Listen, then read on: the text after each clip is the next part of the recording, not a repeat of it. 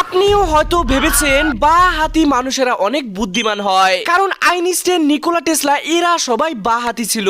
আসলে প্রথমে সায়েন্টিস্টরা বলেছে এই বিষয়টা আমাদের ব্রেনের উপর নির্ভর করে, কারণ আমাদের মস্তিষ্কে দুটি অংশ থাকে, ডান আর বাম। ডান অংশ শরীরের বাম সাইডকে নিয়ন্ত্রণ করে আর বাম অংশ শরীরের ডান সাইডকে কন্ট্রোল করে, মানে এইরকম উল্টো ভুল্টো এক্স আকারে কাজ করে।